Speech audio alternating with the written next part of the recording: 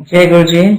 जय गुरु जी। जय संगत जी, गुरु जी का बहुत बहुत धन्यवाद कि आज मैं ये सत्संग कर रही हूँ आप लोगों के साथ। Guru ji, thank you, thank you very much कि आज मुझे ये मौका दिया आपने सबके साथ अपना सत्संग शेयर करने का। संगत जी, मेरी और मेरी फैमिली की ये यात्रा गुरु जी के साथ बहुत साल पहले शुरू हुई थी, जब गुरुजी ने हमें अपनी शरण में लिया। मुझे आज भी वो दिन याद है जिस दिन मैं गुरुजी के पास गई थी और गुरुजी को जैसे ही माथा टेकने लगी थी, अभी तो टेका भी नहीं था, टेकने लगी थी, तो गुरुजी ने कहा, अरे इन्हू तो मैं जानदा, एदे फादर नू मैं मिलिया होया। मेरे को एकदम हैरानगी होगी। मैं गुरुजी की तरफ बड़े ध्यान से देखने लगी कि मैंने तो कभी गुरुजी को कभी देखा ही नहीं था, ना कभी मिली थी मैं कभी गुरुजी से। गुरुजी मुझे कैसे जानते हैं? गुरुजी ने मुझे अपने चरणों के पास बिठा लिया और हमने चाय प्रसाद, उसके बाद लंगर भी किया। और सारा टाइम मैं गुरुजी की तरफ देखती रही कि गुरुजी ने कब, कहा, मैं कब गुरुजी से मिली, कैसे मिली, किस दिन मिली थी। पर मुझे कुछ याद नहीं आ रहा था। मुझे समझ ही नहीं आया कि मैं कहाँ मिली गुरुजी से और मेरे फादर कहाँ मिले, क्योंकि मेरे फादर आर्मी में थे और उनको वैसे भी कोई गुरुओं में कोई विश्वास नहीं था, ना वो जाते थे। हम सरदार फैमिली से हैं, तो इसलिए गुरु ग्रंथ साहब के अलावा किसी और चीज में मेरे फादर मानते ही नहीं थे। पर उस दिन जब गुरुजी के पास बैठ के एक बहुत अच्छी सी फीलिंग आई कि लगा जैसे पता नहीं कहाँ पहुंच गई हूँ, कोई अच्छी जगह है। पर सारा टाइम गुरुजी की तरफ देखती रही, पूरे टाइम उनके तरफ ध्यान जाता रहा कि गुरुजी कैसे बैठे हुए हैं, कैसे लोगों को देख रहे हैं, सबको कैसे देख रहे हैं। एनीवे, लंगर खाया, गुरुजी ने आज्ञा दी, बोला घर जाओ, घर चले आए। पर एक हफ्ते 10 दिन के अंदर एक ऐसी खिंचाव सी पड़ गई कि मैंने अपने अंकल से बोला कि चलो आज फिर गुरुजी के चलते हैं। तो वो बड़े हैरान से मेरे को देखने लगे कि वाकई तुम्हें जाना है? मैंने कहा हाँ, मुझे पता नहीं क्यों, मुझे एक खिंचाव सा है, मुझे दिल है मेरा, मेरे को वहां जाना है। और बस ऐसे ही गुरुजी ने हर हफ्ते हमें अपने शरण में बुलाना शुरू कर दिया। हम हफ्ते में एक दिन बस जाते थे, क्योंकि मेरे हस्बैंड भी सर्विस में थे, अंकल सर्विस में थे, तो इसलिए उन्होंने कहा देखो फ्राइडे के दिन जा सकते हैं, वैसे किसी दिन नहीं और जा सकते। और गुरुजी ने भी बुलवा के किसी से हमें मैसेज भेजा कि आंटी को बोलो कि सिर्फ फ्राइडे के दिन ही आए करें। अब ये जो हमारी बातें हुई थी ये घर में ही हुई थी, गुरुजी के सामने तो नहीं हुई थी, पर गुरुजी जैसे जानते थे सब कुछ, उन्होंने फ्राइडे का दिन ही फिक्स कर दिया और हम हर फ्राइडे को गुरुजी के पास जाना शुरू कर दिया। ऐसे ही कुछ महीनों के बाद मौका लगा कि चलो घूम के आ जाते हैं। चल पड़े नैनीताल। ना गुरुजी से बात करी, ना कुछ बोला, चल दिए हम भी। वीकेंड था, गाड़ी उठाई और नैनीताल चले गए। अब जैसे अंकल ने बोला कि नहीं, बुकिंग वगैरह सब करी हुई है, सब कुछ हुआ है। हम 2 फैमिलीज थी, चलेंगी नैनीताल। जैसे ही नैनीताल पहुंचे और हम जहां हमने ठहरना था, रात की बुकिंग थी हमारी, वहां पहुंचे तो वो लोग कहने लगे कि जी आपकी तो कोई बुकिंग ही नहीं है, आपका हमारे को कोई मैसेज नहीं आया, कोई लेटर नहीं आई है, कुछ भी नहीं आया है। हम बड़े हैरान, अंकल भी बड़े परेशान, उनके फ्रेंड भी, दोनों बहुत परेशान। अब 2 फैमिलीज, 4 बच्चे, रात को नैनीताल में कहाँ जाएं, किधर जाके रहें। और पता नहीं क्यों मन में एकदम गुरुजी का ख्याल आया। और अभी कुछ ही महीने हुए थे हमें गुरुजी के पास जाते हुए, तो हम ऐसे कुछ गुरुजी के साथ बहुत जुड़े भी नहीं थे। ये उन दिनों की बात है जब हम गुरुजी के पास जाते जरूर थे, पर वैसे एक गुरुजी के साथ जुड़े नहीं थे हम टोटली, जैसे पूरा सरेंडर नहीं था गुरुजी को। पता नहीं क्यों मन में गुरुजी का ख्याल आया और मैंने गुरुजी का नाम लेना शुरू कर दिया कि गुरुजी प्लीज हेल्प करो, गुरुजी कुछ करो, हम कहाँ जाएंगे, बच्चे छोटे छोटे हैं, 4 बच्चे छोटे छोटे, 2 फैमिली, हम किधर जाएंगे, कहाँ रहेंगे, क्या करेंगे। और जैसे गुरुजी ने लगता है आवाज, मेरी पुकार जो थी, अरदास थी, वो सुन ली। और एकदम जहां हम रह रहे थे गेस्ट हाउस में, एक गाड़ी आके रुकती है और उसमें से मेरी कॉलेज की फ्रेंड बाहर निकलती है, बड़े हैरान मिलके उसको, और वो मुझसे पूछती है कि तुम क्या हो गया, तुम बड़ी परेशान लग रही हो। मैंने कहा हमारे पास रहने की जगह नहीं है ना, गेस्ट हाउस है, कुछ जगह नहीं है। कहती क्यों फिक्र कर रही है, मेरे पास है ना, मेरे हस्बैंड तो यहाँ के इंचार्ज हैं, तो उनको तो 3 रूम का सेट मिला हुआ है, तुम लोग 2 कमरे ले लो, हम 1 कमरे में रह लेंगे। वो दिन और आज का दिन संगत जी, जब भी हम कहीं भी बाहर निकले या कोई ट्रिप प्लान किया या कहीं भी किसी हॉलीडे के लिए गए या कहीं भी गए, बगैर गुरुजी की आज्ञा ले, एक बना ही लिया कि गुरुजी को पहले आज्ञा लेके उनको बता के, उनसे आज्ञा लेके तभी कहीं जाएंगे, नहीं तो नहीं जाएंगे। और वो ट्रिप तो बहुत अच्छा रहा। गुरुजी के पास आए और जैसे माथा टेका, गुरुजी ने मुस्कुरा के देखा, कुछ बोला नहीं, पर मुस्कुराते रहे। जब हमने आके माथा टेका उनके चरणों में, तो एक अंदर से फीलिंग आई कि गुरुजी समझ गए थे और गुरुजी ने पुकार सुनी थी और उन्होंने मदद भी करी उस दिन। ऐसे ही हमारी उसके बाद एक टाइम था जब हम सोचा था कि चलो सब लोग जाते हैं अब्रॉड, हम भी हो आए, चले जाएं कहीं घूमने। गर्मियों की छुट्टियां थी, प्लान किया कि भाई आज्ञा भी ले ली गुरुजी से, वीजा भी दे दिए स्टैंप होने के लिए, सारी बुकिंग्स भी हो गई, सब कुछ हो गया, मतलब टिकटें भी आ गई, रहने की जगह भी सेटल हो गई, लंदन में कहाँ जाए के रहेंगे, कहाँ घूमेंगे, किधर रुकेंगे, पूरी डिटेल में पूरा ट्रिप का पूरी प्लानिंग हो गई। और जाने के दिन नजदीक आने लगे, पर वीजा जो वैसे 2 हफ्तों में आ जाता था, ज्यादा से ज्यादा 3 हफ्तों में, वीजा का कहीं नामो निशान ही नहीं था। बहुत घबराए, बहुत सोचा कि क्या हो गया गुरुजी। आप बहुत अरदासें करी गुरुजी के कमरे में खड़े होके, गुरुजी के सामने, कि गुरुजी पहली बार बाहर जा रहे हैं, इंडिया से बाहर, बच्चे भी बड़े कीन हैं, बच्चे भी बहुत जाना चाहते हैं, बहुत मुश्किल से पूरी प्लानिंग हुई है, सब कुछ हो गया है गुरुजी, सारी बुकिंग्स हो गई हैं, पर वीजा नहीं आ रहा। गुरुजी क्या हो गया? संगत जी, मंडे रात की फ्लाइट थी और फ्राइडे शाम तक हमारा वीजा नहीं आया। बहुत उदास, आंखों में आंसू टपक रहे थे, गुरुजी के आगे हाथ जोड़ के खड़े कि गुरुजी अब क्या करें, वीजा नहीं है, मंडे को कैसे फ्लाइट लेंगे। कुछ नहीं, अंकल ने कहा कि देखो अब तो कुछ कर नहीं सकते, वीजा आया नहीं है। उन्होंने बुकिंग सारी कैंसिल कर दी सब जगह, जहां जैसे आज लास्ट डे है, फ्राइडे का दिन है, आज रात को बुकिंग कैंसिल करेंगे तो पैसे कुछ बच जाएंगे, नहीं तो जितने पैसे डाले सब चले जाएंगे। बहुत उदास, सब कुछ कैंसिल कर दिया। वीजा का मंडे भी आ गया। इतनी अरदास थी कि शायद गुरुजी कुछ मिरेकल करेंगे, कुछ करेंगे, मंडे को शायद मॉर्निंग में वीजा आ जाए और हम चले भी जाएं, फिर भी चले जाएं, पर नहीं हुआ। बहुत अपसेट, बहुत उदास कि गुरुजी ये क्या किया आपने, क्यों किया ऐसा हमारे साथ, कुछ समझ नहीं आया, बल्कि समझ नहीं आया कि क्यों हुआ ऐसा। एनीवे, अब गुरुजी की मर्जी, नहीं भेजना था गुरुजी ने हमें, बच्चे बड़े उदास थे, बल्कि सबको लगा बहुत बुरा, पर जैसे नॉर्मल हम अपने नॉर्मल कामों में लग जाते हैं, उसमें बिजी हो गए। थर्सडे का दिन था, जैसे मंडे को हमने फ्लाइट लेनी थी, थर्सडे का दिन था, मैं अपने स्कूल में गई हुई थी।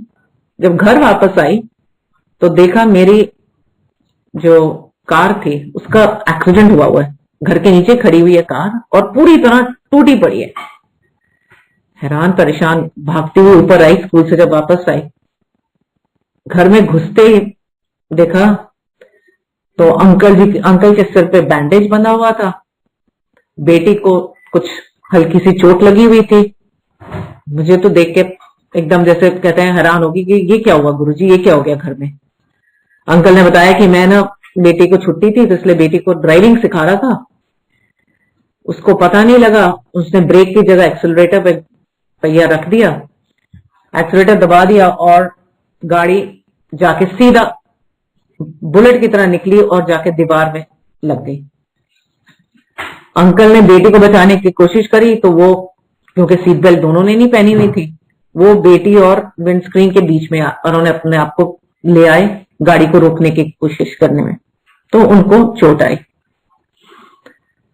हॉस्पिटल गए, अंकल की चोट वोट पूरी, स्टिचेस वगैरह लगे, काफी देर लग गया हॉस्पिटल में। जब घर वापस आई, बेटी को जाने से पहले चेक किया तो बड़ी बेटी को कोई चोट है सच कोई मतलब कोई कहीं से दिख नहीं रहा था कि उसको कहीं पे चोट आई, वो बिल्कुल ठीक थी, हल्की से मतलब स्क्रैच वगैरह कोई आया हुआ था पर वो वैसे ठीक थी। जैसे ही हम हॉस्पिटल से वापस आए, वो बिस्तर पे बैठी हुई थी बेड पे और उसने रोना शुरू कर दिया। फिर क्यों हो गया, तुम क्यों रो रही हो? कहती है आपको पता है मम्मी आज हमने कहाँ होना था? मैंने भी पूछा, मैंने कहा कहाँ होना था हमने? कहते आज ही आपने थर्सडे के दिन ही प्लान किया था कि लंदन में पापा गाड़ी चलाएंगे और हमने लंदन से बाहर ट्रिप प्लान किया हुआ था। आप नहीं मानोगे जैसे पैरों के नीचे से जमीन ही निकल गई कि गुरुजी ने वीजा इसलिए नहीं दिया क्योंकि गुरुजी को पता था कि कोई कष्ट आने वाला है हमारे ऊपर, और गुरुजी ये नहीं चाहते थे कि ये कष्ट हमें किसी और कंट्री में आए, किसी और जगह पे आए जहां पे हमारे को देखने वाले, हमारे हेल्प करने वाले कोई भी ना हो। तो इसलिए गुरुजी ने यही, क्योंकि गुरुजी तो अंतर्यामी है, गुरुजी सब कुछ जानते थे और हम आम नियर मॉर्टल्स हैं, हमें तो सिर्फ जो आज है या कल का भी नहीं पता होता, जो आज है अभी है हमें तो वही चाहिए होता है कि अभी चाहिए, ये चाहिए बस हमें। उस दिन से हमने गुरुजी बहुत शुक्रिया किया कि गुरुजी आज आपने हमें बहुत बड़ी मुसीबत से लंदन में बचा लिया, बहुत ही बड़ी मुसीबत से बचाया हमें। उसके बाद कुछ महीनों के बाद आप, क्योंकि वीजा 2 हफ्तों में वीजा आ गया हमारा, अगले 2 हफ्तों में। अब क्योंकि वीजा 3 महीने के लिए होता है लंदन का, 3 या 6 महीने के लिए, तो अंकल ने कहा प्लान ही कर लेते हैं, अब चले ही जाते हैं। फिर प्लानिंग करी, जाने से एक दिन पहले मंदिर गए, गुरुजी से आज्ञा ली कि गुरुजी जा रहे हैं, फ्लाइट लेने लगे हैं अभी रात की। उस दिन जब मैंने और मेरी बेटी ने लंगर किया तो मेरी बेटी के साइड जो जब उसने रोटी उठाई उसमें ओम लिखा हुआ था, आया हुआ था। मैंने कहा बेटा आज इस बार तो गुरुजी ने पूरी तरह ब्लेसिंग्स दे दी हैं कि जाओ, जैसे गुरुजी कहते थे ऐश कर, जा ऐश कर। मैं कहा गुरुजी ने वाकई ओम वाला प्रसाद देके हमें ऐश करने को बोल दिया। चले गए, पहुंच गए लंदन, बहुत खुश। पता लगा लंदन में भी सत्संग हो रहा है, थर्सडे का ही दिन था, सत्संग है लंदन में। हमने कहा जरूर जाएंगे, अगर यहां आके भी अगर गुरुजी के शरण में जा सकते हैं तो क्यों नहीं, जरूर जाएंगे। जैसे लंदन में मेट्रो ही सारे यूज करते हैं आगे पीछे जाने के लिए, हमने भी मेट्रो पकड़नी थी। मुझे वो दिन याद है, हम बेकर स्ट्रीट स्टेशन पे खड़े थे और मेरे अंकल ने कभी भी किसी से कभी पूछा ही नहीं कि ये ट्रेन कहाँ जा रही है, मेट्रो किस स्टेशन जाएगी। पता नहीं उनके मन में क्या आया, एक लड़की बैठी हुई थी, नॉर्मली लंदन के मेट्रो स्टेशन पे कोई बैठा भी नहीं होता, ये लड़की साइड में एक पिलर के पास थोड़ी सी जगह थी, उधर बैठी हुई थी। तो अंकल ने उससे पूछा ये मेट्रो फिंचले रोड जाएगी? ना उस लड़की ने ऊपर देखा, ना उसने कोई जवाब दिया और मैंने बोला भी, मैंने कहा क्यों पूछते हो लोगों से, यहाँ पे लोग ना जवाब देते हैं ना कुछ बताते हैं, इतने हेल्पफुल नहीं है। इतने में ट्यूब आ गई। हम लोग, अंकल ने फिर ट्यूब में जो खड़े थे उनसे फिर पूछा, ये जाएगी फिंचले रोड? उन्होंने बोला हाँ। और अंकल ट्यूब में चढ़ गए। उनको देख के मैं भी चढ़ गई और मेरी छोटी बेटी भी। अब मेरी बड़ी बेटी बेचारी, क्योंकि उसको श्योर नहीं था कि ये जा रही है या नहीं जा रही है, देखते देखते ट्यूब के दरवाजे बंद हो गए और वो बेटी रह गई स्टेशन पे और हम ट्यूब में निकल गए आगे। हम अंदर और वो बाहर। हमें तो पता ही लगा ये हुआ क्या। गुरुजी ये क्या कर दिया आपने, बेटी वहां रहेगी। घबराहट से कुछ समझ ही नहीं आए हम क्या करें, कहाँ जाएं, क्या किसको बोले, क्या करें। अंकल के मन में आया, कहते मैं नेक्स्ट स्टेशन पे उतर रहा हूं, मैं वापस जाता हूं, आप लोग सीधा जाओ जहां हमने जाना था डेस्टिनेशन पे, फिंचले रोड, वहां जाइए, मैं उतर के बेटी को लेके आता हूं। ठीक है। वो नेक्स्ट स्टेशन पे उतरे, उन्होंने वापसी की ट्यूब ली, पहुंच गए बेकर स्ट्रीट। जब वहां पहुंचे तो स्टेशन पे बेटी थी नहीं। इनके पैरों के नीचे से जमीन निकल गई। इन्होंने कहा बेटी गई तो कहाँ गई एकदम। अब प्रॉब्लम ये थी कि दो बेटी के पास मोबाइल था, पर जो लंदन वाले नंबर थे वो बच्चों को पता ही नहीं थी। उनको हमारे नॉर्मल इंडियन नंबर्स पता थे, लंदन वाला नंबर ही नहीं पता था उनको मोबाइल पे। और सिर्फ मोबाइल लंदन वाला सिर्फ मेरे अंकल के पास था या मेरे पास था वो नंबर। एनीवे उन्होंने वहां से लोगों से, कुछ जो लोग आ रहे थे, कुछ पूछा, कहीं किसी को पता ही नहीं था, क्योंकि वहां तो वैसे भी इतनी जल्दी जल्दी ट्यूब्स आती हैं और लोग चढ़ते जाते हैं, लोगों को पता ही नहीं होता पहले कौन था यहाँ पे। उन्होंने वो दौड़ते हुए ऊपर गए, उन्होंने पूछा किसी से, उन्होंने कहा आप ऑफिशियल से जाके पूछो। उन्होंने कहा देखो हम वीडियो रिकॉर्डिंग आपको दिखा सकते हैं कि वो लड़की कहाँ थी, पर वो हम कुछ स्टेशन तक की दिखा सकते हैं, उसके बाद की नहीं दिखा सकते, हमें पता ही नहीं। मैं और मेरी छोटी बेटी हम पहुंच गए फिंचले रोड। वहां पे बेंच पे बैठे हुए हम लोग, घबराहट से जान निकली जा रही है कि पता नहीं बड़ी बेटी मिली नहीं मिली, क्या हुआ उसके साथ क्या नहीं। गुरुजी का नाम ले जाएं और गुरुजी के आगे अरदासें करी जाएं कि गुरुजी प्लीज किसी तरह उसको बचा लो या उसको मिला दो, कुछ तो करो गुरुजी आप। ऐसे ही एक या दो ट्यूब्स हमारे सामने से निकली और एकदम तीसरी ट्यूब जैसी आई तो मेरी छोटी बेटी कहती है मम्मी वो देखो। और वहां देखा तो मेरी बड़ी बेटी चल के हमारी तरफ आ रही थी। मेरे को तो आज भी वो दिन याद है कि कैसे, मतलब आंखों से ना आंसू रुके ना खुशी रुके, समझ नहीं आ रहा था क्या हो रहा था।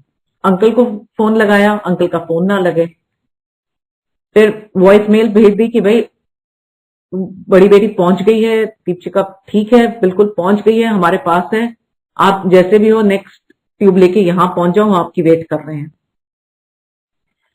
ये थोड़ी देर बाद जब इनको मैसेज मिला, ये आए, इन्होंने बताया कि इन्होंने ऊपर गए ऑफिशियल से, इन्होंने पता किया कहाँ है, कुछ पता नहीं लगा। वो कहते हैं उन्होंने वीडियो रिकॉर्डिंग दिखाई तो देखा कि बेटी ट्यूब के अंदर जा रही है, बस इतनी थी। ये भी घबराहट से परेशान थी, पर क्योंकि मैसेज पे थोड़ी देर में मिल गया कि वो मिल गई है। सॉरी। जब बेटी से पूछा तुम कैसे आई, तुम यहां कैसे पहुंची, फिंचले रोड कैसे पहुंचे, कहते जब आप सब ट्यूब में थे, आप लोग निकल गए, तो कहती मैंने तो, मेरे गले में लॉकेट था गुरुजी का, कहती मैंने गुरुजी का लॉकेट पकड़ा और रोना तो निकल ही रहा था। मैंने कहा गुरुजी किसी तरह मुझे तो बचाओ, मैं मम्मी पापा को कैसे मिलूंगी। तो कहती मैं गुरुजी का लॉकेट लेके, बस वो जो लेडी जिनको मेरे अंकल ने पूछा था कि ये फिंचले रोड जाएगी, उसने मेरी बेटी को हाथ दिया। शायद वो गुरुजी थे, उस रूप में आए थे। उसने कहा तुम फिक्र नहीं करो, मैं तुम्हें लेके जाऊंगी जहां तुम्हारे पेरेंट्स गए हैं। उसने मेरी बेटी को अपने साथ ट्यूब में बिठाया और जैसे ही फिंचले रोड पहुंचे, उसी ने मेरी बेटी को बोला वो देखो तुम्हारी मदर बैठी हुई हैं, जाओ उनके पास, और उसको ट्यूब से उतारा। अब ये कौन कर सकता है संगत जी, गुरुजी के अलावा कोई नहीं ये कर सकता। क्योंकि उस लड़की ने ना ऊपर देख के हमारी शक्लें देखी, ना उसने हमें जवाब दिया, ना उसने हमारी तरफ देखा भी, ना उसे पता हम कौन थे, पर उसने फिर भी मेरी बेटी की जान बचाई, उसने मेरी बेटी को हमसे मिलाया। इस गुरुजी के अलावा ये कोई नहीं कर सकता। ये सिर्फ गुरुजी थे उस रूप में, उस लड़की के रूप में, जिन्होंने मेरी बेटी को उस दिन, पता नहीं क्या हो जाता हम उस दिन, पर गुरुजी ने दीपशिखा मेरी बेटी को बचाया। ऐसे संगत जी बहुत बहुत गुरुजी की मेहर रही है मेरी फैमिली पे, बहुत बहुत कृपा रही है उनकी, बहुत बहुत ज्यादा। मुझे याद है मेरी छोटी बेटी की, एक दिन गुरुजी के मंदिर में बैठे हुए थे, छोटी बेटी ने एक बहुत अच्छे स्कूल में अपना टेस्ट दिया कि उसकी एडमिशन वहां हो जाए। बड़ी गुरुजी के मंदिर में जाके गुरुजी के सामने बड़ी अरदासें करी कि अब मन ही मन कि गुरुजी, आप पता है आप मन की बात सुनते हो, आप मन जो मन में होता है आप पूरा कर देते हो, बेटी को स्कूल में एडमिशन दिला दो। जब रिजल्ट आया तो बेटी का नाम ही नहीं था। उस दिन गुरुजी के मंदिर गए, फ्राइडे का दिन था, गुरुजी बैठे हुए थे सिंहासन पे। मैं गुरुजी को देखी जाऊं और रोई जाऊं, और मन में यही प्रश्न पूछी जाऊं। हिम्मत तो थी नहीं कि गुरुजी से पूछूं कि गुरुजी आपने मेरी बेटी को एडमिशन क्यों नहीं दिलाया, पर मन में रोई जाऊं, आंखों से आंसू निकली जाए और मन में प्रश्न करी जाऊं कि गुरुजी क्यों आपने स्कूल में नहीं उसको एडमिशन कराई, जब मेरी बड़ी बेटी जाती है तो छोटी को क्यों नहीं उसमें एडमिशन कराई, क्या रीजन है गुरुजी, आपने इसकी एडमिशन को, कितने बच्चों की हुई है पर मेरी बेटी की क्यों नहीं हुई। नहीं समझ आया, पर हिम्मत नहीं हुई कि गुरुजी से जाके पूछूं कि गुरुजी आपने क्यों नहीं करी। माथा टेका, घर आ गए, बेटी दूसरे स्कूल में जाने लग गई, अच्छा कर रही थी, ठीक कर रही थी, पढ़ रही थी, पर मन में वो जरूर था कि गुरुजी ने इस स्कूल में क्यों नहीं, इस अच्छे स्कूल में क्यों नहीं कराई इसकी एडमिशन। पर जैसे गुरुजी सब कुछ जानते हैं, गुरुजी अंतर्यामी हैं, गुरुजी हर चीज फ्यूचर में क्या होने वाला है उसकी प्लानिंग गुरुजी को पता होती है, गुरुजी जानते हैं, और हमें कुछ पता ही नहीं होता कि क्या होने वाला है।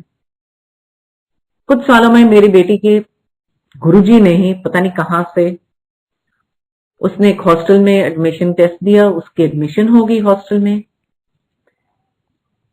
अब देखिए गुरुजी ने कैसे उसकी जिंदगी को एक्चुअली चार्टर करना चाहते थे, उसकी जिंदगी का एक रुख बना रहे थे गुरुजी, कि अगर वो उस स्कूल में, दिल्ली वाले स्कूल में हो जाती तो वो कभी बोर्डिंग में जाती ही नहीं, पर गुरुजी ने उसको बोर्डिंग में डाला। और ये नहीं कि सिर्फ बोर्डिंग में उसने अच्छा किया, और गुरुजी ने उससे नेशनल्स खिलवाए। स्कूल में से सिर्फ वही लड़की और एक और बच्चा कितने सालों में पहली बार बास्केटबॉल के नेशनल चैंपियनशिप्स में जाना शुरू करा। उस लड़की ने, गुरुजी ने उसको नेशनल्स के सर्टिफिकेट्स दिलवाए, उसको ट्रेनिंग, नेशनल्स के सर्टिफिकेट्स, ये सब दिलवाया उसको। और इतना भी नहीं कि जब वो दिल्ली आए, जब उसके कॉलेज में एडमिशन होनी थी दिल्ली में, तो उसने दिल्ली के बेस्ट ऑफ द कॉलेजेस में अप्लाई किया। तो बिकॉज उसके पास नेशनल्स के सर्टिफिकेट थे, उसको ये चॉइस थी कि मैं ये कॉलेज ज्वाइन करूं या मैं वो कॉलेज ज्वाइन करूं। सो मच सो संगत जी, उसने स्टीफन जैसे कॉलेज को भी रिफ्यूज कर दिया कि नहीं, मेरे को ये कॉलेज नहीं चाहिए मम्मा, नहीं इसमें जाऊंगी, मेरे को जो कॉलेज चाहिए मैं उसी में जाऊंगी, जो मेरे सब्जेक्ट्स का मुझे देगा, मैं उसमें एडमिशन लूंगी। मैं यही बात दोबारा कह रही हूं कि गुरुजी ने उसकी एडमिशन बिल्कुल, जैसे कहते हैं ना, एक इंग्लिश में फ्रेज है केक वॉक, मतलब बहुत ही आसान तरीके से सब कुछ, मतलब हर चीज अपनी जगह पे जैसे बैठती गई, हर चीज अपनी जगह पे आती गई, और उसकी एडमिशन का प्रोसेस बहुत सिंपल तरीके से हो गया। सो मच, इतना भी कि जब वो कॉलेज से ग्रेजुएट करी, उसकी प्लेसमेंट होनी थी, हमें फिक्र थी, और हमने उस दिन ऐसे ही घर में एक सत्संग रखा था, हमें पता नहीं था कि उस दिन उसका रिजल्ट आना है प्लेसमेंट का। और शाम को बेटी ने बताया सत्संग में ही कि मम्मा मेरा रिजल्ट आ गया, मुझे नौकरी मिल गई है, प्लेसमेंट हो गई है मेरी।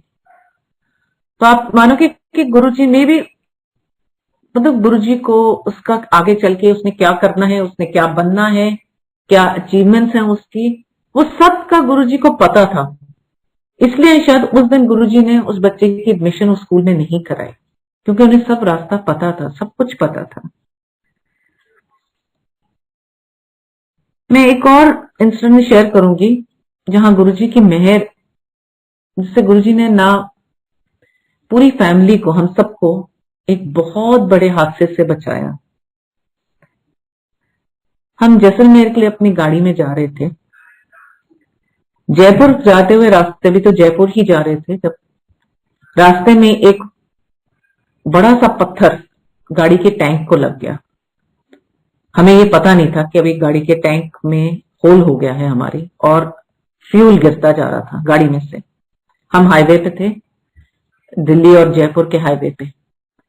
गाड़ी अंकल नॉर्मल स्पीड पे चला रहे थे, 80-90 की स्पीड पे गाड़ी चल रही थी। सडनली एकदम अंकल ने देखा कि गाड़ी का टैंक में फ्यूल जो था वो कम होता जा रहा है। रोक के देखा तो उन्होंने देखा कि गाड़ी के टैंक में से फ्यूल गिरता जा रहा है नीचे सड़क पे। अब हम ऐसी जगह, रात का समय, शाम होती जा रही थी, रात का समय हो रहा था, जब तक हमने नोटिस किया ये कि फ्यूल गिर रहा है गाड़ी में से, टैंक में से निकल रहा है, हमारे को रास्ते में कोई पेट्रोल पंप नहीं दिख रहा था। क्योंकि कोई पेट्रोल पंप नहीं दिख रहा था, इसलिए घबराहट और ज्यादा होने लगी कि गुरुजी अगर गाड़ी रुक गई तो आधी रात को कौन हमारी मदद करेगा, हम कहां से, पहले तो टैंक में फ्यूल कहां से भराएंगे और जयपुर कैसे पहुंचेंगे। अंकल ने कहा मैं गाड़ी तेज भगा रहा हूं। अब आप ये रिस्क समझ सकते हैं कि गाड़ी में से पेट्रोल निकलता जा रहा है और आप गाड़ी और भी तेज चला रहे हैं। फ्रिक्शन से गाड़ी को आग भी लग सकती है, कुछ भी हो सकता है। वहां फ्यूल की नीडल बिल्कुल जैसे कहते हैं रिजर्व पे आ रही थी। रास्ते में हाईवे पेट्रोल वाले पुलिस मिली, उनसे पूछा कि कितनी दूर है यहां से पेट्रोल पंप। उन्होंने कहा यहां से तकरीबन 60 किलोमीटर की दूरी पे अभी एक पेट्रोल पंप है। अंकल ने कहा फ्यूल तो है ही नहीं हम वहां तक पहुंचने के लिए। पता नहीं कैसे गाड़ी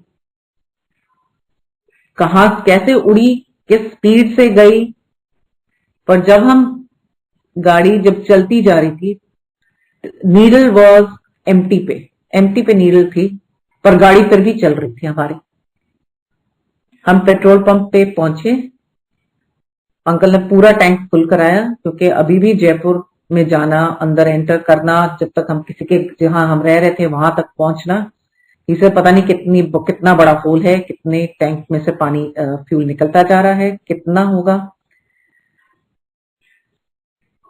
उस पेट्रोल पंप पे भी जब वो भर रहे हैं, नीचे से जैसे नलका होता है वैसे फ्यूल निकलता ही जा रहा है, जो वो अंदर डाल रहे हैं वो निकलता ही जा रहा है। फिर भी अंकल ने टैंक पूरा भरवाया, और वहां से हमने, जैसे कहते हैं ना रेसिंग कार नहीं होती, उस स्पीड में अंकल ने गाड़ी चलाई, और जिस जगह पे हमने पहुंचना था वहां पहुंचे। और जैसी गाड़ी रोकी उस जगह पे, सामने एक शिव जी की एक पोस्टर लगा हुआ था। मैंने कहा देखो आज गुरुजी ने खाली गाड़ी, बगैर फ्यूल के गाड़ी भी चला दी, गाड़ी के टैंक में होल होने के बावजूद भी गुरुजी ने हमें जयपुर पहुंचा दिया। इससे ज्यादा और क्या चमत्कार गुरुजी हमारे साथ कर सकते थे, हमारी जिंदगी कैसे बचा सकते थे। 2 यंग गर्ल्स हमारे साथ गाड़ी में, अगर गाड़ी हाईवे पे रुक जाती, हमें बचाने वाला तो कोई भी नहीं था उस वक्त। तो गुरुजी ने हमारा, जैसे कहते हैं ना, सिर पे हाथ रखा और गाड़ी जैसे उड़ती गई, बगैर फ्यूल के गाड़ी उड़ती गई और जयपुर पहुंच गई। ऐसे बहुत इंस्टेंस हैं जो गुरुजी ने हम सबको, जहां हमें सबको बख्शा है, हमें हमारे ऊपर हाथ रखा है सिर के ऊपर। सो मच सो, संगत जी, जब मेरे को याद है मेरे फादर एक दिन बहुत बीमार हो गए। मेरे फादर नॉर्मली हेल्थ में अच्छे रहते थे। वो गुरुजी के पास आए पर उन्हें गुरुजी पे ज्यादा विश्वास नहीं था। एक दिन उनकी हेल्थ बहुत ज्यादा खराब हो गई और वो चंडीगढ़ में थे। तो मेरी मदर का फोन आया कि आप फेंट हो गए हैं फादर, खड़े चेयर से उठे हैं और गिर गए हैं।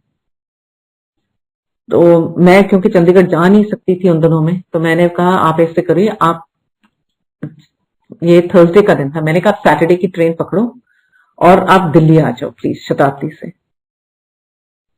और मैंने कहा आप फिक्र मत करना, मैं आपकी टिकटें करा दूंगी। जैसे ही मैंने बुकिंग देखनी शुरू करी, कोई सीट ही नहीं थी। शताब्दी वॉज फुल। सैटरडे इवनिंग शताब्दी फुल थी चंडीगढ़ से दिल्ली के लिए। पता नहीं कहां से गुरुजी ने ख्याल दिया कि मेरी एक फ्रेंड है, मैंने उसको फोन किया क्योंकि बहुत पहले उसने कहा था कि मैं रेलवे में किसी को जानती हूँ। मैंने कहा मुझे अर्जेंटली 2 टिकट्स चाहिए सैटरडे की दिल्ली के लिए।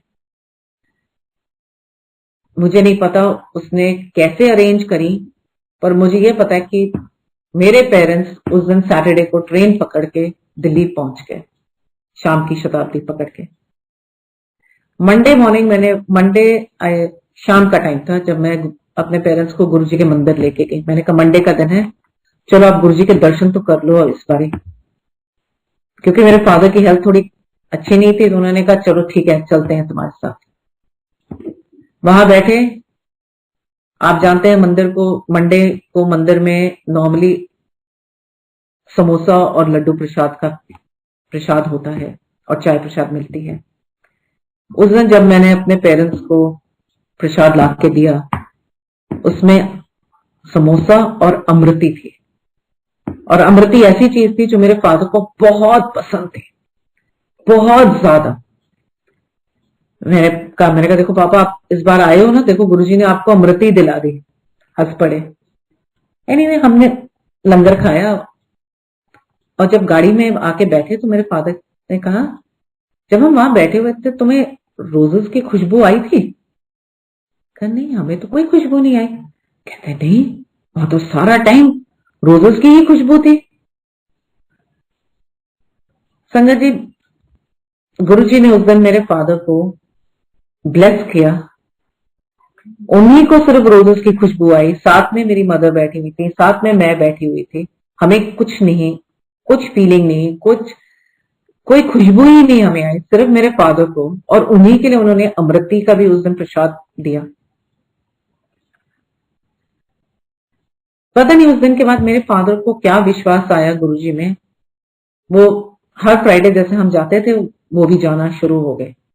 पर क्योंकि सर्दी बढ़ती जा रही थी, उन्होंने कहा मैं नहीं जा पा रहा हूं, तो हम उनके लिए प्रसाद घर ले आते थे। मेरे पेरेंट्स का इतना विश्वास बढ़ गया गुरुजी में कि मेरे फादर उनके सत्संग सुनने शुरू कर दिए। उन्होंने कीर्तन सुनना शुरू कर दिया गुरुजी का। और 2 महीने के बाद फरवरी में मेरे गुरुजी ने मेरे फादर को अपने पास बुला लिया। बहुत बड़ा शौक लगा क्योंकि अचानक गुरुजी ने उन्हें एक दिन सुबह बहुत ही पीसफुल तरीके से मेरे फादर को अपने पास बुला लिया। मेरे फादर तो चले गए शरण में गुरुजी के। मेरी मदर और हम जैसे कहते हैं बहुत ही शौक में चले गए कि ये क्या कर दिया गुरुजी ने। पर गुरुजी ने मेरी मदर को पता नहीं कहां से स्ट्रेंथ दी कि मेरी मदर अकेली चंडीगढ़ में उन्होंने रहना शुरू कर दी। कहती नहीं मैं ठीक हूं। हमने बहुत कहना कि आप दिल्ली आ जाओ हमारे पास आके रहो। नहीं, मेरे पास गुरुजी है ना। उनका पेट गुरुजी में इतना ज्यादा बढ़ गया, उनसे जब भी बात करो वो कहते हैं नहीं गुरुजी इधर ही तो है, मेरे पास ही तो है, ये देखो मेरे घर में ही तो है, मेरे पास सारा टाइम मेरे पास है, तुम फिक्र मत करो मेरे पास गुरुजी हैं, मेरी देखरेख गुरुजी कर रहे हैं। और जब भी वो दिल्ली आती, उन्होंने, क्योंकि उन्हें राइट हैंड का पैरालिसिस था, राइट साइड का, उन्होंने फिर भी पेंट्री में जाके सेवा लेनी, उनसे कुछ बर्तन तो वो धुल नहीं सकते थे, पर वो चमचे जरूर साफ करके उनको पहुंच पहुंच के चमचे वो वाली सेवा जरूर करती थी। पर वो सेवा जरूर करती थी, कहती थी नहीं ये मैं जरूर करूंगी, मेरे साथ गुरुजी हैं और ये मैं गुरुजी के इतना तो कर ही सकती हूँ, मैं सेवा जरूर करूंगी। और आज तक संगत जी उनका फेथ इतना गुरुजी में है, इतना ज्यादा कि वो गुरुजी का कीर्तन सुनते हैं, जहां भी सत्संग हो वहां जा सके तो जाती हैं, नहीं तो घर बैठे ही गुरुजी को याद कर लेती हैं।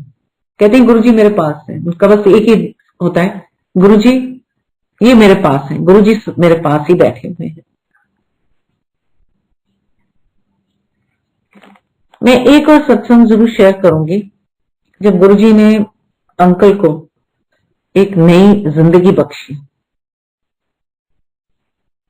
मैंने जैसे आपको बताया मेरी छोटी बेटी की हॉस्टल में एडमिशन हो गई थी और उसी साल मेरी बेटी का 10वीं का इम्तिहान था, तो मैं उसके एनुअल फंक्शन के लिए नहीं जा पा रही थी। तो अंकल ने बोला मैं चला जाता हूँ, मैं गाड़ी लेके चला जाता हूँ। और क्योंकि बेटी हॉस्टल में हिमाचल में थी, तो उन्होंने चंडीगढ़ से गाड़ी उठाई और वो चल दिए। रास्ते में गुरुजी का ध्यान था, कोई कीर्तन तो नहीं था गाड़ी में, पर कोई सूफी गाने थे, उन्हीं को सुनते जा रहे थे और गुरुजी को याद करते हुए जा रहे थे। वो बड़े आराम से गाड़ी कहते मैं चला रहा था। एक टर्न आता है शिमला के हाईवे से, जब आपको लेफ्ट सबातू की तरफ जाना पड़ता है।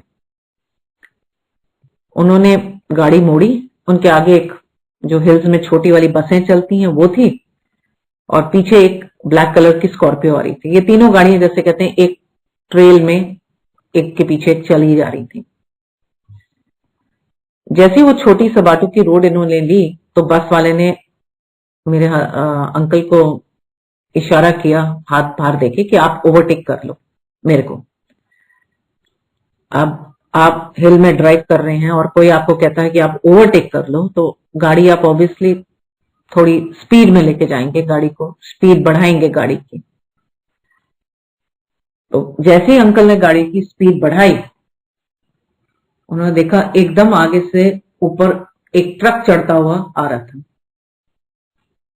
अब बस, कार और वो ट्रक और अंकल की कार बिल्कुल एकदम आमने सामने थी, और बस और ट्रक के बीच में बहुत ही पतला सा गैप था जिसमें से कोई गाड़ी निकल नहीं सकती थी।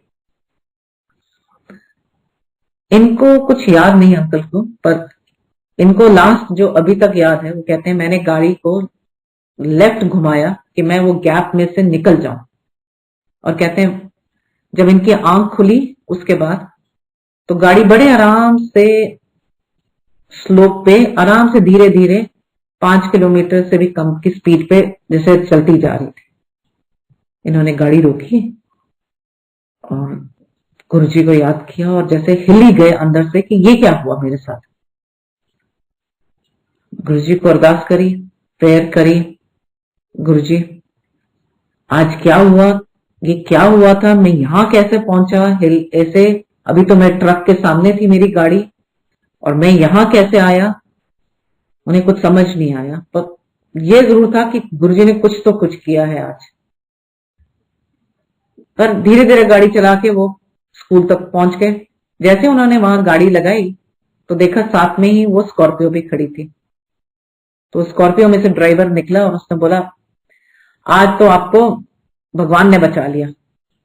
अंकल ने बोला हाँ वाकई पता है, गुरुजी ने मुझे बचा लिया। कहता नहीं जी आपको पता ही नहीं, आज आपको भगवान ने बचाया। तो मैंने पूछा क्यों, क्या हुआ था। मैंने कहा जब वो ट्रक सामने से आ रहा था और आपने जब गाड़ी लेफ्ट में घुमाई, वो गैप में तो गाड़ी जा ही नहीं सकती, पर आपकी गाड़ी के पहिए हवा में थे, आपकी गाड़ी के पीछे वाले पहिए पूरी हवा में थे। अब गुरुजी ने उस दिन कैसे वो गाड़ी उस गैप में से निकाली, आगे आराम से गाड़ी को रोड पे रखा, जिससे गाड़ी आराम से चलती गई,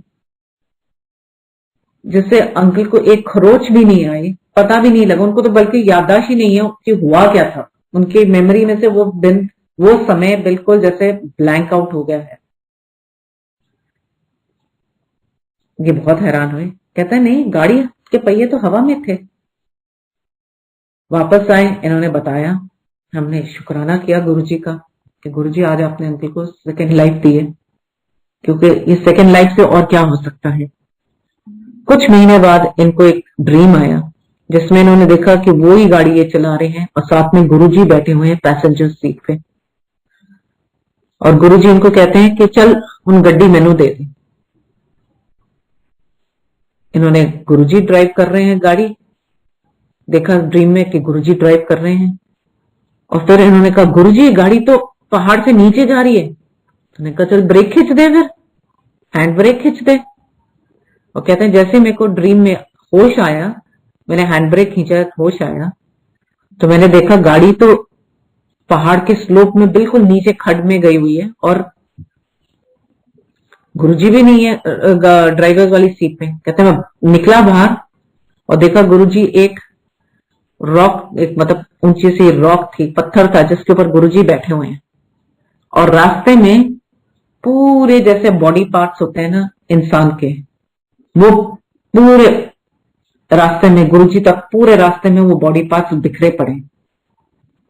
तो इन्होंने ड्रीम में बहुत गुरुजी से पूछा गुरुजी ये क्या। कहते चल ले आना उठा के सारी चीजें, और कहते हैं मैं सारे बॉडी पार्ट्स हाथ में उठा के गुरुजी के पास लेके जाता हूँ। गुरुजी ने जैसे अपने अंदर सारे समा लिए। जब हमने बहुत लोगों को ये पूछा, जो पुरानी संगत थी, हमसे भी पुरानी थी, उनसे पूछा, उन्होंने बताया कि गुरुजी ये दिखा रहे थे कि उस दिन उन्होंने कैसे अंकल को दूसरी लाइफ दी है, उन्होंने कैसे अंकल को उस दिन बचाया, एक लाइफ दी उन्होंने। तो गुरुजी आपका शुक्राना भी बहुत छोटा लफ्ज है, हम क्या कह सकते हैं। गुरुजी को सिर्फ हम अपने आप को सौंप सकते हैं कि गुरुजी आप ही हमारे रक्षक हैं, आप ही हमें आगे चला सकते हैं, आप ही हमें रास्ता दिखा सकते हैं, सिर्फ आप ही हमें आगे लेके जा सकते हैं सारा टाइम, आप ही हमें सही रास्ता दिखा सकते हैं, आप ही हमारी रक्षा करते हैं, आप सारा टाइम हमारे साथ हैं। हर रोज, हर दिन, हर रोज एक मिरेकल है संगत जी हम सबके लिए। रात को हम अरदास करके गुरुजी के सामने सोते हैं, यही उम्मीद के साथ कि गुरुजी हमें कल सुबह जरूर उठाएंगे, अगला दिन हमारा जरूर गुरुजी सही रास्ते पे हमें चलाएंगे। ऐसे ही एक बारी हम गोवा के लिए हमने ट्रिप प्लान किया। हमारे बहुत सारे गुरुजी के साथ जो मिरेकल्स हैं वो जब भी हम बाहर निकले हैं, कहीं ट्रिप पे गए हैं, उन पे बहुत हुए हैं। गोवा का ट्रिप हमने प्लान किया, हमारा कोई लिमिटेड सा बजट था, उन दिनों में थोड़ा कैश के क्रंच था, इसलिए हमने एक लिमिटेड बजट बनाया था। अब गुरुजी ने उस बजट में हमें, जैसे कहते हैं ना, 5 स्टार का में ठहराया, हमें अच्छे से अच्छा एक्सपीरियंस कराया, बिल्कुल जैसे एक बहुत महंगी हॉलिडे होती है, गुरुजी ने वही एक छोटे बजट में हमें वो करवाई। हम गोवा में थे और वहां पे एक बोट राइड होती है जिसे कहते हैं बनाना बोट राइड। वो आप एक बोट पे बैठते हैं, वो समुद्र के बीच में ले जाते हैं, वहां पे वो बोट को टर्न करते हैं और आपको पानी में गिरा देते हैं, फिर आपको बोट में बिठा देते हैं वापस। थ्रिलिंग राइड होती है। मेरी बड़ी बेटी ने तो मना कर दिया, कहती मैं नहीं करने वाली ये सब, मैं समुद्र में नहीं जाऊंगी। हम 3 चले गए उसमें, बड़े एक्साइटेड राइड कर रहे हैं। जैसे ही उन्होंने हमें बोट को टिल्ट किया कि आपको पानी में फेंकने के लिए, हम तीनों पानी में तो गिरे। जो उनके 2 बोटमैन होते हैं उस बोट में, एक पानी में ही जंप करता है हमारे साथ ही, हमको बचाने के लिए, हमारे हेल्प करने के लिए। जैसे ही मैंने जंप किया, उसने मेरे पीछे जंप किया। उसका जो घुटना था वो मेरे सिर में लगा, और इतनी जोर से मेरे सिर में लगा कि मुझे ये पता था कि मैं पानी में ड्राउन हो रही हूं, मैं नीचे जा रही हूं। चाहे मैंने लाइफ जैकेट पहनी हुई थी, पर मुझे ये फीलिंग आ रही थी कि मैं पानी के अंदर, जैसे मुझे होश नहीं है और मैं पानी में और नीचे जाती जा रही हूँ। मैं गुरुजी को याद करना शुरू किया, और इतना मेरे मन में आया क्योंकि मैं एक स्विमर भी हूं, मुझे इतना पता था कि अपने पैर अगर मैं चलाती रहूंगी तो कहीं ना कहीं मेरी बॉडी ऊपर तो जरूर आई जाएगी, अगर मैं बेहोश भी होगी। मुझे धुंधला सा याद है कि मैं कब ऊपर आई। वो अंकल, मेरी बेटी बोट में जा बैठ चुके थे। मैं जब तक ऊपर आई, मुझे काफी, आई थिंक कुछ टाइम ज्यादा ही हो गया था मेरे ऊपर आने में। अब मैं एक, जैसे कहते हैं, डेड वेट की तरह हो गई थी, क्योंकि मैं अपने आप को हेल्प नहीं कर पा रही थी, क्योंकि मुझे होश नहीं था कि क्या हो रहा है।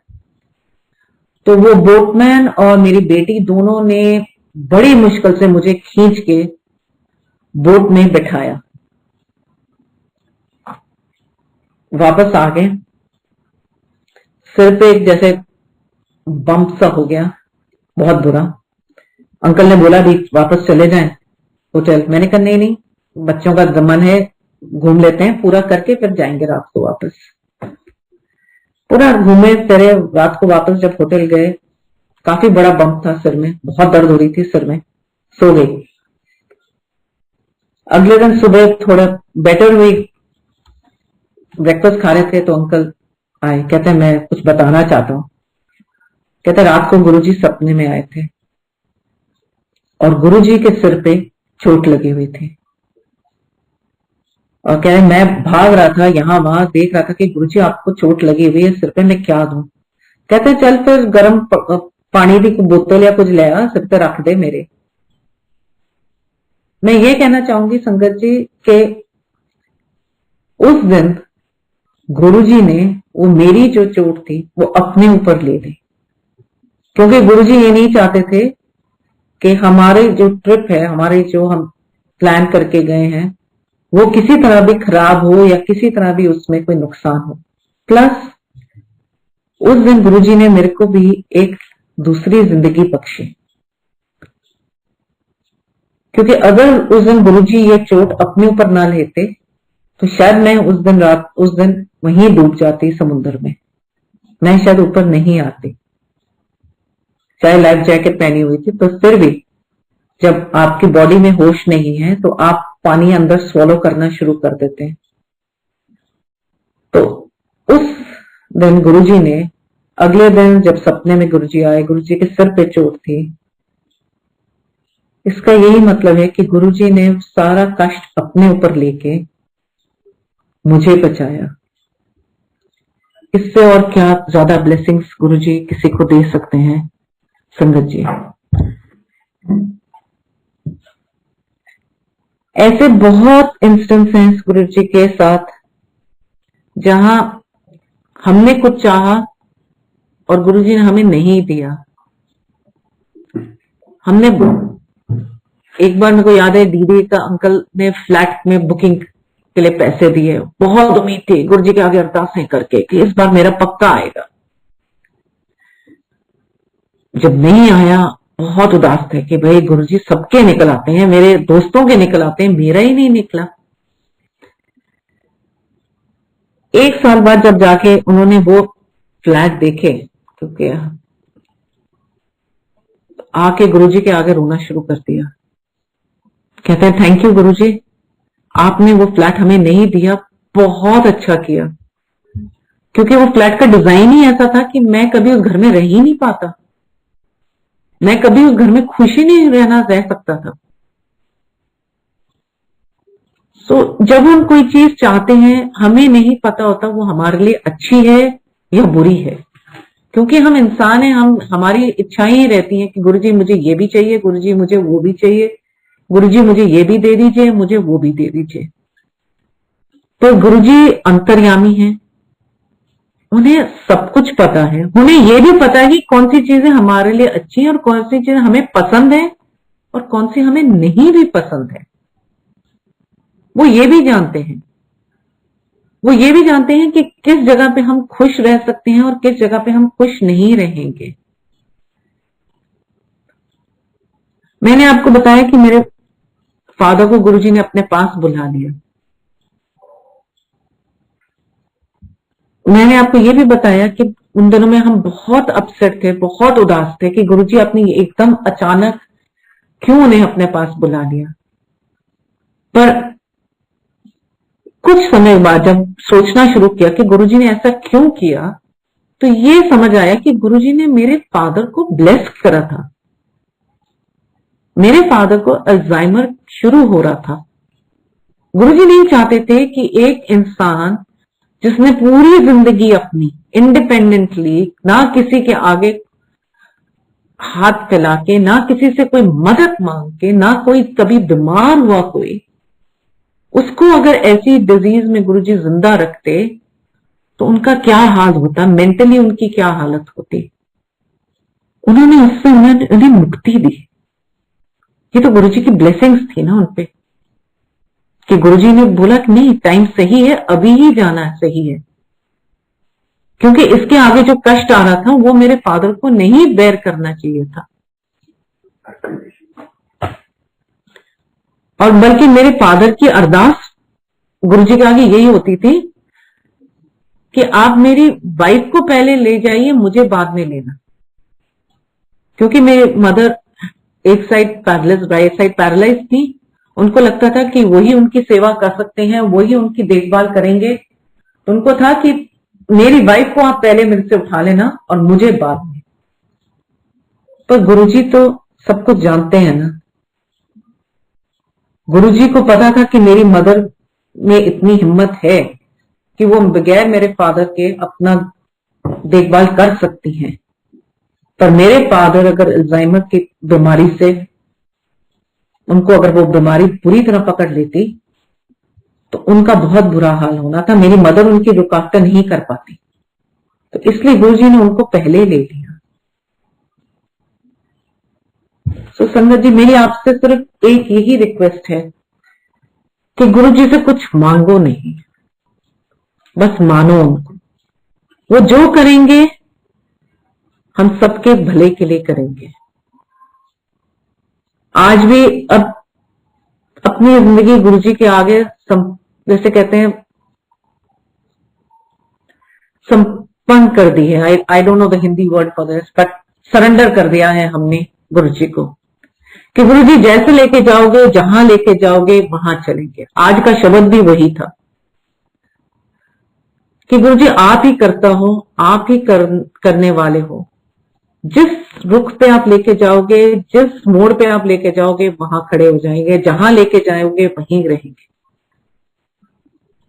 अगर आप दोगे तो वो भी आपकी ब्लेसिंग्स हैं, अगर आप नहीं भी दोगे तो उसमें भी आपकी ब्लेसिंग्स हैं।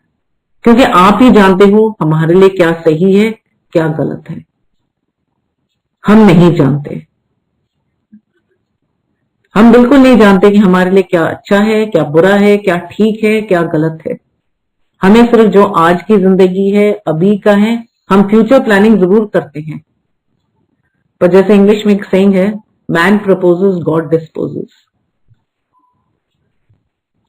हम तो सिर्फ प्रपोज ही कर सकते हैं, हम सिर्फ गुरुजी के आगे अरदास कर सकते हैं कि गुरुजी मुझे ऐसा मेरे को चाहिए, या मेरे बच्चों के लिए, या मेरे परिवार के लिए, या मेरे अंकल के लिए, या मेरी फैमिली के लिए, ये सब चाहिए। पर जो गुरुजी को सही लगता है गुरुजी तो वही करेंगे। और जो गुरुजी करते हैं सर आंखों पे गुरुजी, क्योंकि आप ही अंतर्यामी हो, आप ही सब कुछ जानते हो। आप, मैं एक और चीज कहना चाहूंगी कि गुरुजी के साथ कोई भी चीज कोइंसिडेंस नहीं होती। There is nothing which is coincidence with Guruji. Guru ji सब कुछ प्लान करते हैं। Everything is planned and ordained by him. मैं इसका हिंदी नहीं जानती। वही प्लानर हैं हमारी जिंदगी के, वही चालक हैं, वही हमारी जिंदगी के फ्रेमर हैं, हमारी जिंदगी को फ्रेम करते हैं। और जिस रास्ते, जिस रुख पे फ्रेम करेंगे, बस संगत जी, let Guru ji charter the ship of your life. That is all I would like to say. Just leave it to him. उन पे छोड़ दीजिए, उन्हें ही आपकी जो नैया है उन्हें ही चलाने दीजिए। वही चालक हैं, वही चलाएं तो बिल्कुल सही रास्ते पे चलती जाएगी। कष्ट आएंगे, गुरुजी कहते थे कष्ट आएंगे, कष्ट के बगैर जिंदगी नहीं हो सकती। कुछ कष्ट तो हमें बर्दाश्त करने ही है, कष्ट जरूर आएंगे। तो जैसे वो कहते थे, मेरे लंगर में मिर्च खाते हो ना, सू सू करके खा लेंदे हो, उसी तरह कष्ट नु भी बर्दाश्त कर लो। थैंक यू संगत जी। जय Guru ji. Thank you very much.